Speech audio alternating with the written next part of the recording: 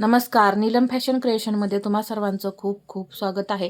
आजच्या व्हिडिओमध्ये आपण 40 साईज कटोरी ब्लाऊजचं ड्राफ्टिंग पाहूया. तर इथे सर्वात पहिल्यांदा आपल्याला ब्लाऊजची उंची घ्यायची आहे. उंची घेणार आहे मी 14.5 इंच आणि पहा या इथे 15.5 इंचावरती मी असा उंचीचा एक पॉईंट दिलेला आहे. तुमच्या ब्लाऊजची जी काही उंची असेल ती तुम्ही या इथे घेऊ शकता. तर इथून मी पहा ही एक लाईन अशी ओढून घेते. ही झाली उंची. शोल्डर घेणार आहे मी 5.5. अजून एकदा असं 5.5 इंचावरती मार्किंग करून घेऊ.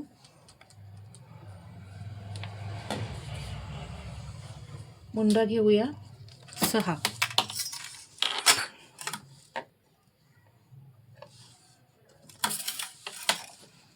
तर इथे आपल्याला छातीचा चौथा भाग टाकायचा आहे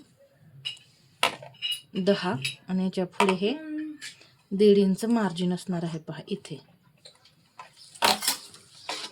कमरेचा चौथा भाग करायचा. त्यामध्ये 1 इंच टक्ससाठी 32 इंच कंबर घेतलेली आहे. त्याचा चौथा भाग होतो 8. त्यामध्ये 1 इंच टक्ससाठी 9. तर इथून मी 9 घेतलंय आणि इथे हे 1.5 इंच मार्जिन घेतलेलं आहे आणि हे 1.5 इंच मार्जिन इथे छातीचा चौथा भाग. आता हे जे पॉइंट आहेत ते आपल्याला जोडून घ्यायचे आहेत. पहा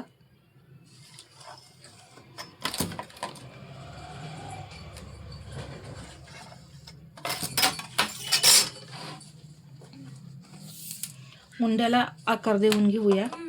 इथून मी घेणार आहे 1.25 इंच.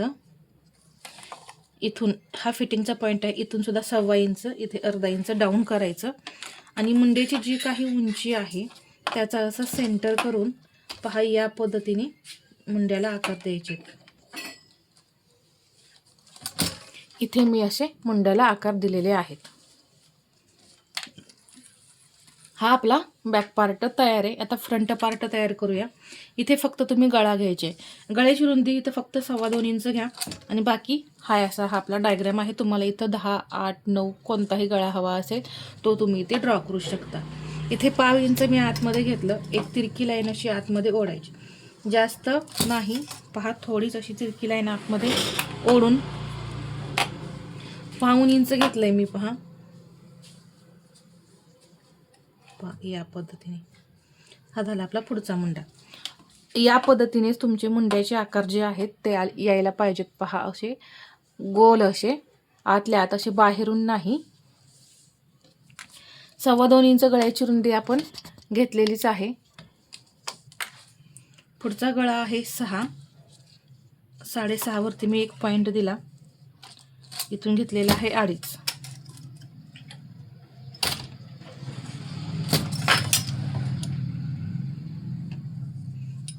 ते आकार दिला. आता तुमचे शोल्डर उतरत असतील तर पहा इथून 1/2 इंच शोल्डर जे आहे ते गळ्याकडे डाऊन करायचं आहे कंपल्सरी. आता इथे पहा आपण सर्व साईजमध्ये हे डाऊन करतच असतो, परंतु हेवी साईजमध्ये काय होतं, शोल्डर पुढे येतात किंवा पहा कटोरी जी आहे ती वरती चढते, क्रॉसपट्टी जी आहे ती वरती चढते, कारण आपण एकदम परफेक्ट मेजरमेंट इथे घेत नाही. एक तर तुम्ही कटोरीसुद्धा छोटी काढता किंवा क्रॉसपट्टी मोठी काढता. उंचीसुद्धा कमी घेतली तरीसुद्धा हा प्रॉब्लेम येतो. तर पहा जेव्हा आपण मोठी साईज कटिंग करतो त्यावेळेस सर्व छोट्या छोट्या गोष्टी ज्या आहेत त्या लक्षात घेऊनच आपण जे कटिंग जे आहे ते करायचं आहे. आता हेवी साईज आहेत. जेव्हा तुम्ही हेवी साईजचं ब्लाऊज कटिंग करता तुम्ही इथं 2.5 इंच घेत असाल आणि परत आपण नेहमी कटिंगमध्ये काय करतो, 2.5 इंच घेतो आणि परत इथं आणि क्रॉसपट्टीसाठी अर्धा इंच मार्जिन घेतो. म्हणजे आपली टोटल क्रॉसपट्टी कितीची होते, 3ची होते. परंतु इथे मात्र 2 ते 2.25 इंचच तुम्ही इथं क्रॉसपट्टी घ्यायची. पहा इथे मी 2.25 इंच घेतलं. इथून मी 2.25 इंच घेतलेलं आहे.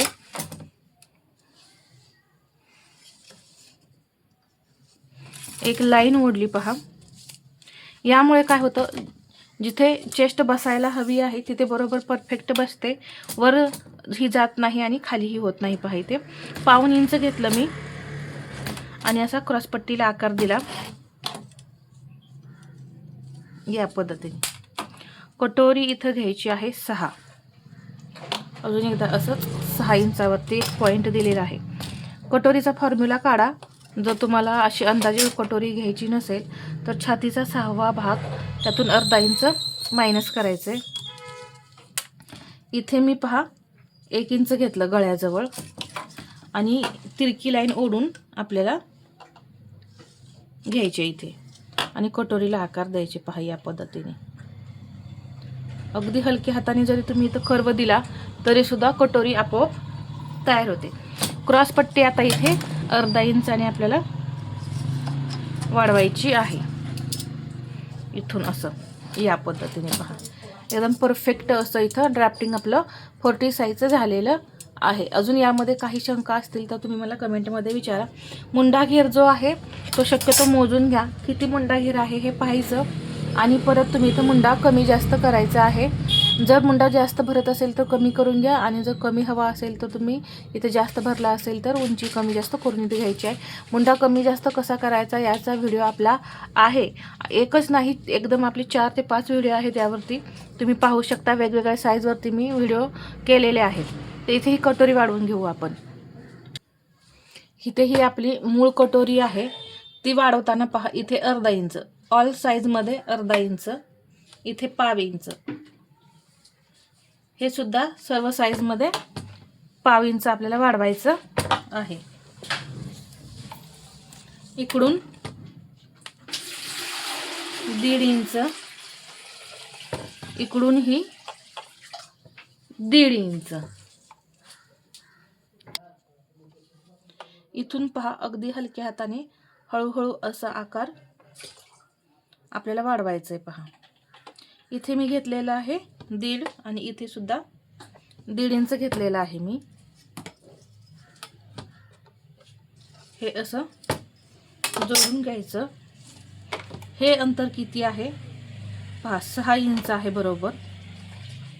तर इथून असं 6 इंच, इथं हा पॉईंट येतोय 6 इंचाचा, बरोबर मार्किंग करून घेतलं. आता ही जी कटोरी आहे याचा असा सेंटर करून घ्यायचा आणि इथे सुद्धा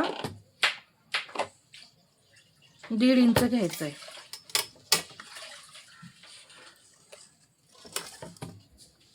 आणि हे